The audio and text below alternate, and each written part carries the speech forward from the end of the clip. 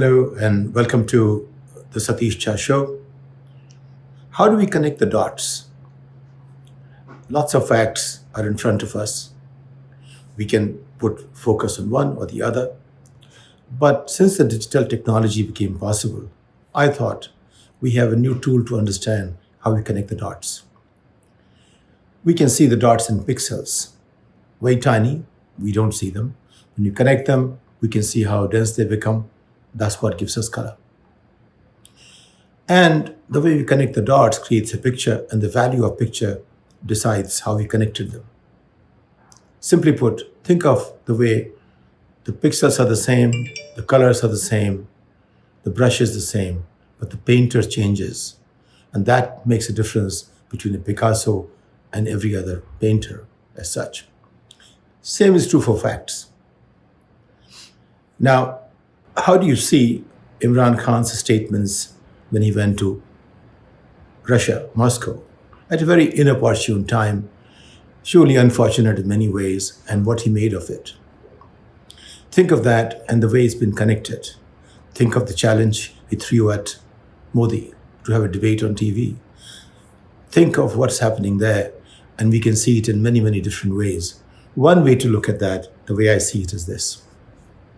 I still can't see Pakistan different from India or South Asia or a larger territory, culturally or in any possibility spectrum, except that it's become a different administrative unit. But that's one way to look at it. It's a neighbor. We have seen that as an enemy. It is always postured as an enemy. Its biggest issue is Kashmir.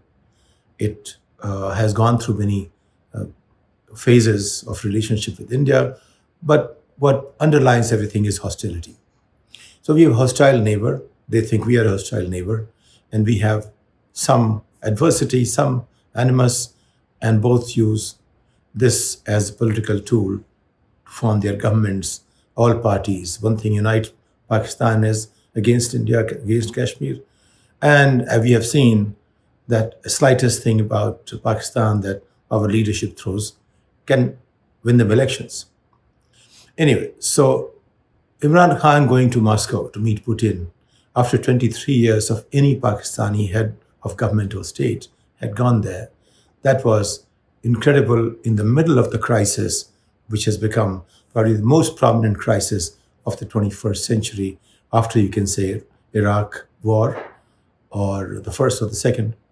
And it basically is in some ways pretty inconsequential. But in terms of the noise it has made, maybe it's worth taking a note of. So let's think of what happened to Pakistan. What is Pakistan? Pakistan is a country on our western flank. It lost half of it courtesy India. About the same time in 1971, something big was happening in the world. As India got Bangladesh, created Bangladesh out of East Pakistan, America made some moves to China, and Pakistan was helping America connect with China at that point in time, which paid off for the next 50 years as part of the relationship that they have had. Now, this time China was paying back because China has become a huge power. 1971, the GDP per capita of India and China was not much different. Population was 60 crores, 45 crores ratio. Basically, for every 3 Indians, there were 4 Chinese. So effectively, China was about the same per capita income size as India, but for every 3 Indians, there were 4 Chinese. Today, there is a Chinese for every Indian, or vice versa. And in per capita income of China is about 6 times. About 20 years back, we used to say India is about 10, 12 years behind China. Today, India is probably not even catching up in that sense. So that's one China-India story. About Russia and India, Russia has been a very stable partner of India. US has been flip-flopping at many times. US is not a trusted ally in any of situations, has not proved trusted for any of its partners at any point in time, because it only works to its own interest at that point in time. That's its, you can say, compulsion or maybe a curse. And that's why its foreign policy has always had a huge question mark. So Russia has been a stable partner, regardless of which government has been in India. America is there, but not quite trusted. It's a lot of work to make it work to the goal that anyone has.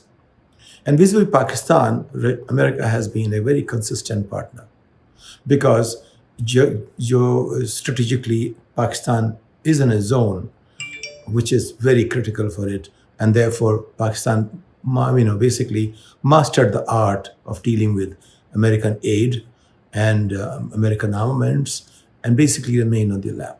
So at this time, Imran Khan is looking for a new lap because America, he has exhausted the possibilities with that. China is very, very strategic and cautious, and throws only those arms which are needed at the point in time. So he needed a third lap. So he wanted to approach Moscow, which is one of the three major superpowers militarily, if not financially. And their finances work in such a way that even though GDP may not be exactly comparable, but it gives them tremendous leverage in helping out smaller countries.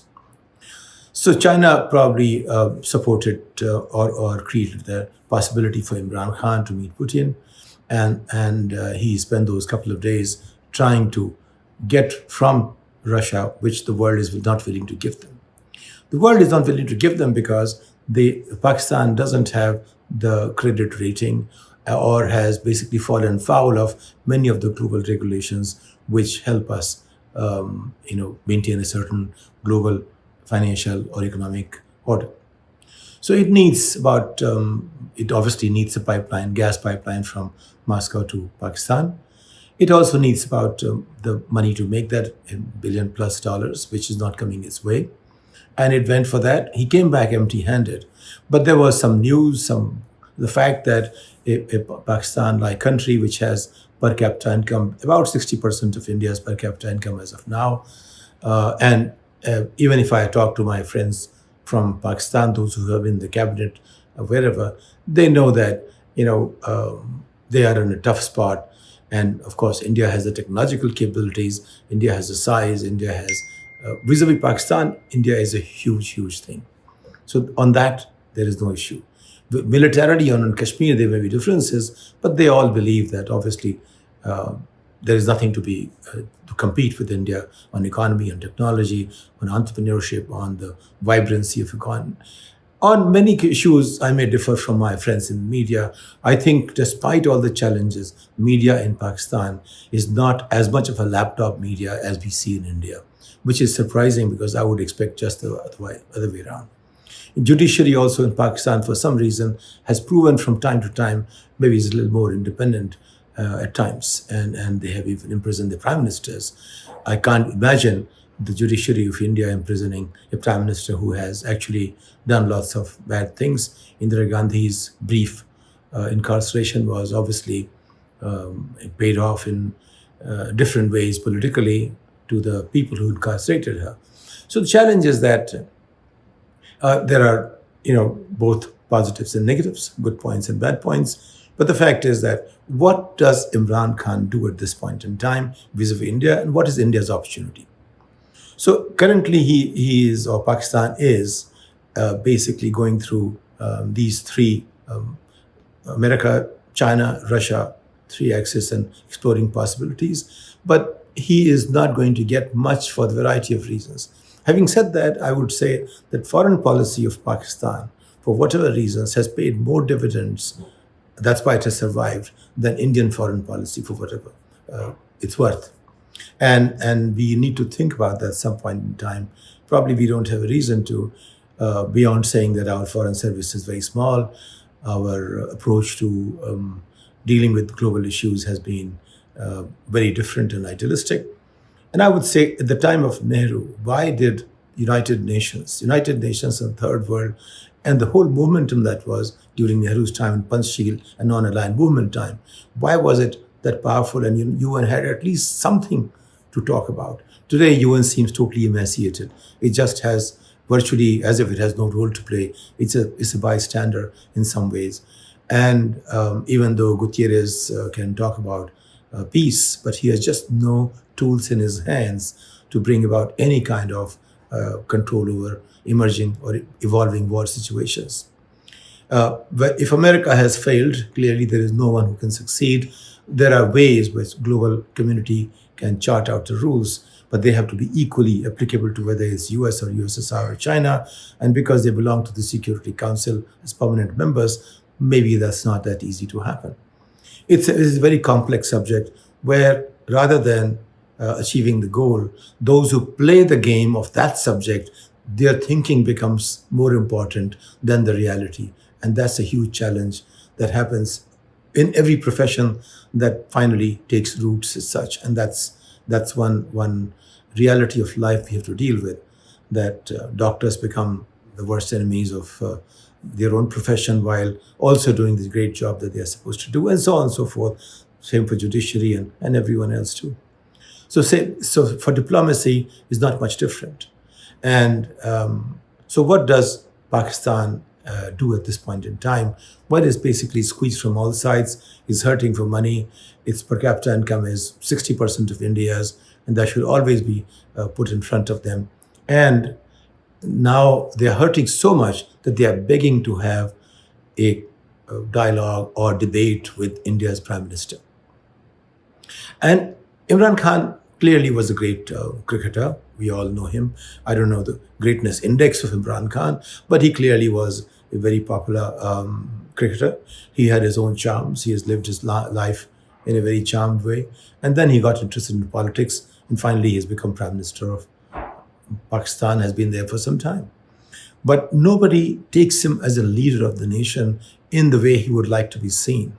He will not be anywhere near the major leaders of that country. And that says something about it, because he hasn't made a difference to that country.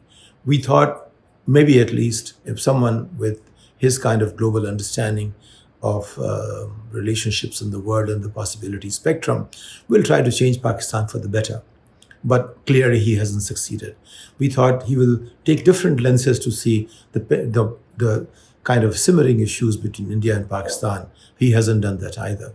Because ultimately it is the way Pakistan's internal affairs get managed, is the way Pakistan has taken support from other countries and aid from other countries and other stakeholders, and the way its strategic considerations are seen both by Pakistan and its stakeholders from the global, you can say, players who have allowed it to be where it is today. So if you see from that perspective, they need some solution. India-Pakistan opportunity, is this the right opportunity? That's for India to decide, or the government to decide. But whatever we have done during Vajpayee era or Manmohan Singh era or before that, we have to be strategic about it. We have not been strategic. The fact does remain, he did make a noise that India of today he doesn't recognize, because he recognizes secular Nehruvian India, but doesn't recognize a Hindu. He called it Nazi India, that Nazis are ruling the country. Now, that's something a lot of people who are liberal and secular and thinking people, they would say there are great similarities in the way civil rights have been, trampled upon, or the fear has been created, or the government agencies start knocking on the doors of anyone who questions the government. Those are the questions which are obviously, it depends on what measure, what pressure we put on them, what weight we put on them. But overall, there is no question about it that the past 8 years in India have been years of fear, of people being cautious about what they say. I'm not saying it was missing throughout. India has been evolving. It has used this poverty card to curtail some freedom as and when needed, but has by and large remained democratic, by and large allowed media to be there. When Prime Minister doesn't talk to the media every 6 months or a year, then you know something's wrong. When the Prime Minister only talks to the media that he loves or likes, or basically is total lapdog media, then we know something is missing. Is it insecurity? Is it just a lack of confidence? Is it that I can only talk to people one way because there's nobody questioning me and can do? But then I heard his speech in Lok Sabha and Rajya Sabha. Now, I may disagree with every point he made, but in some ways there was something, the way he said, his style and his readiness to basically reach out to masses, because he wasn't really talking to parliament.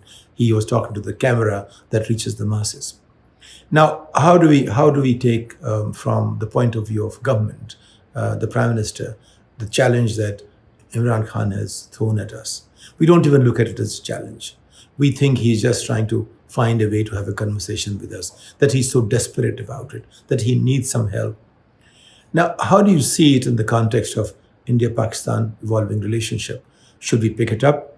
Should we just ignore it? Now, those are larger questions and they require much more information, much more data. But what it does tell us is Pakistan is not at a place where it wants to be. There's an opportunity for us to basically interfere, or rather not interfere, have a say in the way it's evolving. And ideally speaking, you reach out to your adversary when he is most in need, and build on that. So the question is, how do we deal with something that Imran Khan has done? On the one hand, calling India a government of Nazis, and on the other, saying that he wants to debate with it. And now he knows that the global world order is not listening to him. So there are some weaknesses which have come out. What is India's response? Also, keep in mind our response in the United Nations Security Council, our abstaining from voting against Russian incursion. That also tells the world that we are not where we want to be as well. We are not as strong. We need all sides. And that's what diplomacy is about. Diplomacy is about finding a solution where every side is happy with what we do. A very tough act, indeed.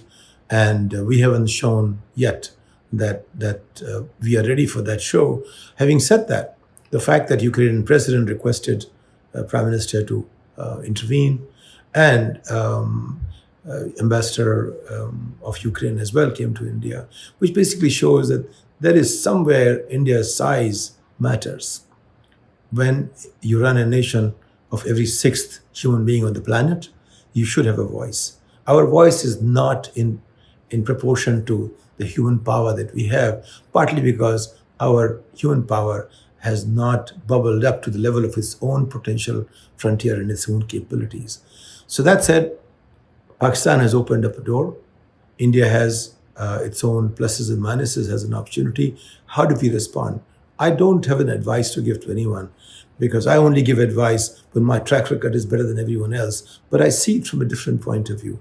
I try to bring together the pieces and see what is a balancing point. Now, the balancing point is not the most exciting point sometimes, very often actually. But it allows us to remain at a level where peace is valued, where conflict is always something you resolve, where you try to bring people together, you unite rather than divide. And that's the perspective in which probably is in India's time an opportunity to play a taller role than it has played so far. With that, I take your leave until the next episode. Thank you.